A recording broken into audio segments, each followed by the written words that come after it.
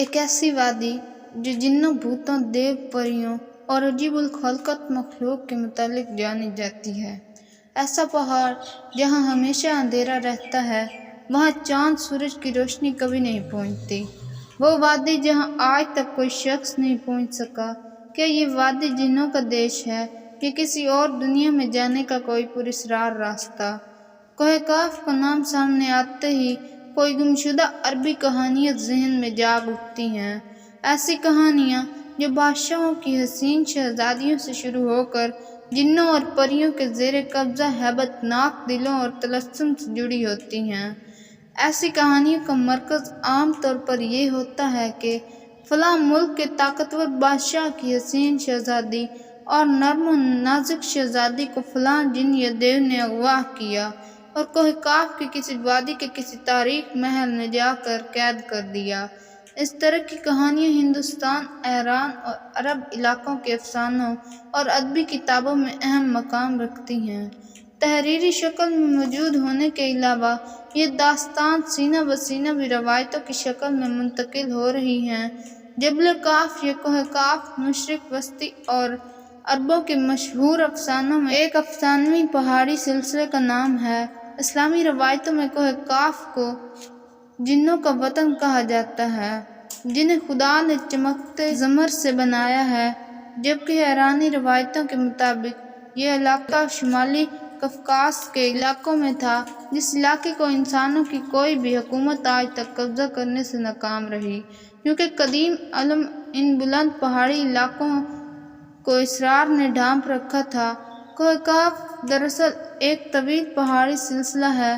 یہ زمین کا سب سے دور دراز مقام کہا جاتا ہے، جس داستانوں میں زرتش کی زمین اور سیمرغ نامی پرندے کی وجہ سے مشہور ہیں کہ کوہ کاف زمرد پر مشتمل ہے، جس کے عکس نے آسمان کو سبز رنگ عطا کیا ہے۔ کوہ کاف کو جنوں کا شہر بھی کہا جاتا ہے، جہاں قدیم زمانے میں جنات کی نسلوں نے بہت ساری حکومتیں قائم کی تھیں۔ امام قازوینی لکھتے ہیں کہ کوہ کاف کئی علاقوں میں تقسیم ہے، جن میں سے 70 زمینیں چاندی کی ہیں، 70 زمینیں سونے کی ہیں اور 70 مشک کی۔ عربی کتابوں کے مطابق کاف پہاڑ پہاڑی سلسلوں میں سب سے اونچا تھا، جو کہ اللہ پاک نے زمین کو سہارا دینے کے لیے بنایا تھا، اور اس دنیا میں جتنے بھی پہاڑی سلسلے ہیں، تمام سلسلوں کی شاخیں زیر زمین کوہ کاف سے جڑی ہیں۔ اس طرح کوہ کاف، جو کہ اس زمین کا سب سے بڑا پہاڑ ہے، تمام پہاڑی سلسلوں کا مرکز ہے۔ زکریا القزوینی نے 13ویں صدی میں ایسی کتاب عجائب المخلوقات و غرائب الموجودات نامی کتاب میں لکھا کہ آسمان کو خدا نے تھام رکھا ہے، اس لیے وہ زمین پر نہیں گر سکتا۔ زمین اپنے ارد گرد پہاڑوں کا ایک طویل سلسلہ رکھتی ہے، جن میں سے ایک کوہ کاف بھی ہے، جو ان سلسلوں کو گھٹنی کی طرح اپنی جگہ پر رکھتا ہے۔ اس طرح مشہور صوفی بزرگ جلال الدین رومی نے اپنی تحریروں میں کوہ کاف کا ذکر کچھ یوں کیا ہے کہ طاقتور بادشاہ سکندر ذوالقرنین نے آب حیات کی تلاش میں مشرق کا سفر کیا تھا۔ اس سفر کے دوران آپ کوہ کاف تک جا پہنچے تھے۔ جب آپ کوہ کاف پہنچے تو آپ نے دیکھا کہ فرشتہ اسرافیل قیامت کے دن سور پھونکنے کا انتظار کر رہا تھا۔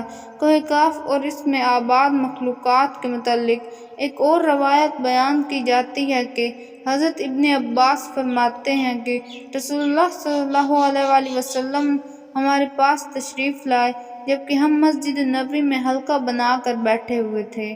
ہمیں آپ صلی اللہ علیہ وآلہ وسلم نے فرمایا کہ کیا کر رہے ہو؟ ہم نے عرض کیا کہ ہم سورج کے متعلق غور کر رہے ہیں کہ وہ کیسے طلوع ہوتا ہے اور کیسے غروب ہوتا ہے۔ فرمایا تم نے اچھا کیا، اسی طرح مخلوق میں سے فکر کرو، خالق میں فکر نہ کرنا، کیونکہ اللہ جو چاہتا ہے پیدا کرتا ہے۔ تم اس سے تعجب کرو کہ کوہ کاف سے آگے 7 سمندر ہیں، ہر سمندر 500 سال سفر کرنے کے برابر طویل ہے، اور اس کے آگے 7 زمینیں بھی ہیں جن کا نور ان کے باسیوں کے لیے چمکتا ہے۔ اس کوہ کاف کے آگے 70,000 مخلوقات ہیں جو اڑتی ہیں، ان کو پرندوں کی شکل میں پیدا کیا گیا ہے۔ یہ مخلوق اور ان کا بچہ پیدا ہوتے ہی ہوا میں اڑنے لگتے ہیں۔ یہ اپنی تسبیح کی ادائیگی میں ذرا برابر بھی وقفہ نہیں کرتے۔ ان کا کھانا بھی ہوا ہے اور پینا بھی ہوا ہے، ان کا لباس بھی ہوا ہے، ان کے برتن بھی ہوا ہیں۔ وہ یہ نہیں جانتے کہ آدم کو اللہ نے پیدا کیا ہے، اور وہ ابلیس کے بارے میں بھی نہیں جانتے، اور نہ ہی ابلیس کی اولاد کو جانتے ہیں۔ اللہ نے کوہ کہف کو دنیا کے گرد تخلیق کیا ہے۔ یہ تمام دنیا اس پہاڑ کے درمیان ایسے موجود ہے جیسے انگلی میں انگوٹھی۔ کوئی انسان وہاں نہیں پہنچ سکتا، کیونکہ وہاں پہنچنے تک 4 مہینے تک اندھیرے سے گزرنا پڑتا ہے۔ یہ وہ پہاڑ ہے جہاں کوئی سورج نہیں، کوئی چاند نہیں، یہاں تک کہ یہ لوگ چاند اور سورج کے بارے میں بھی نہیں جانتے کہ اللہ نے چاند اور سورج بھی تخلیق کیے ہیں۔ جو روشنی ان تک پہنچتی ہے وہ کوہ کہف پہاڑ کی روشنی ہے، اور وہ وہاں موجود لوگ جڑی بوٹیاں کھاتے ہیں، اور ان کے بدن پر کوئی کپڑا نہیں ہوتا۔ صحابہ نے پوچھا، یا رسول اللہ، کیا وہ لوگ فرشتہ ہیں؟ آپ نے ارشاد فرمایا، نہیں، وہ فرشتے نہیں، لیکن اللہ سے ان کی فرمانبرداری بالکل فرشتوں کی طرح ہے۔ پھر آپ نے فرمایا کہ معراج کی رات ان کی ملاقات کوہ کہف کے لوگوں سے ہوئی تھی، اور وہاں کے لوگوں نے آپ صلی اللہ علیہ وآلہ وسلم کی دعوت کو قبول کیا، وہ مسلمان ہو گئے۔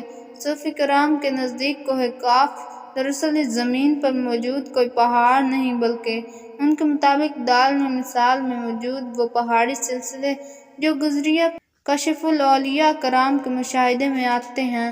بہت سارے لوگوں کا یہ ماننا ہے کہ یہ لفظ کہف کسی چیز کے مرکز کو ظاہر کرتا ہے، اور یہ لفظ اتنا مقدس ہے کہ قرآن میں پوری سورت کا نام سورۃ کہف ہے، جو اس کوہ کہف پہاڑی کی طرف اشارہ کرتا ہے۔ اس سورت میں اللہ کی وحدانیت، موت اور زندگی کا نظریہ پیش کیا گیا ہے۔ کوہ کہف جو جغرافیائی لحاظ سے ہماری زمینوں پر کہاں موجود ہے، اس کے متعلق مختلف نظریات پائے جاتے ہیں۔ زیادہ تر محققین کا اس بات پر اتفاق ہے، کیونکہ عربی داستانوں کی کوہ کہف دراصل موجودہ روس میں کاس یعنی ماؤنٹ فوکس نامی ایک پہاڑی سلسلہ ہے۔ یہ علاقہ یورپی روس میں بحیرہ سمند اور بحیرہ قزوین کا درمیانی حصہ ہے، جس میں آرمینیا، آذربائیجان جیسے مختلف ممالک شامل ہیں۔ یہ علاقہ قدرتی خوبصورتی سے مالا مال ہے، جہاں جانوروں اور پرندوں کی بے شمار اقسام پائی جاتی ہیں۔ جھیلیں، آبشاریں اور چھوٹے چھوٹے چشمے دیکھ کر ایسا محسوس ہوتا ہے کوئی جنت زمین پر اتر آئی ہے۔ یہاں انسانی آبادی بہت کم ہے۔ یہ پہاڑی سلسلہ ایشیا کو یورپ سے جدا کرتا ہے۔ اگر کوہ کہف کو خلائی سیٹلائٹ سے دیکھا جائے تو یہ علاقہ سفید پٹی جیسا نظر آتا ہے، جبکہ بعض محققین کا خیال ہے کہ کوہ کہف انٹارکٹیکا کے اس برفیلے اور ویران پہاڑوں میں موجود ہے جو ہمیشہ بادلوں اور اندھیروں سے ڈھکا رہتا ہے۔ تاہم بعض لوگوں کا کہنا ہے کہ قدیم دور کا انٹارکٹیکا کوہ کہف ہے جو کسی بڑے عذاب کی وجہ سے تباہ ہو چکا ہے۔ جدید فزکس کی دریافت کوہ کہف کی ڈائمینشن کو سمجھنے میں آسانی پیدا کر سکتی ہے۔ دراصل فزکس جدید تحقیق کے مطابق ہماری اس کائنات میں کل 11 ڈائمینشنز ہیں، جبکہ ہم انسان صرف 3 یا 4 ڈائمینشن میں زندگی گزار رہے ہیں۔ ان 6 ڈائمینشن میں کتنے ستارے، سیارے اور دنیا آباد ہے، ان کا علم صرف اللہ تبارک و تعالیٰ کو ہی ہے۔ محققین کے مطابق عالم ارواح، جنت اور دوزخ انہی ڈائمینشن میں موجود ہیں جن میں انسان موت کے بعد داخل ہوتا ہے۔ ممکن ہے کوہ کہف بھی انہی 11 ڈائمینشن میں سے کسی ایک میں موجود ہو، جہاں نسل انسانی کا قدم رکھنا ناممکن ہے۔ مزید ایسے انفارمیٹیو ویڈیوز دیکھنے کے لیے ہمارے چینل کو سبسکرائب کریں۔ شکریہ۔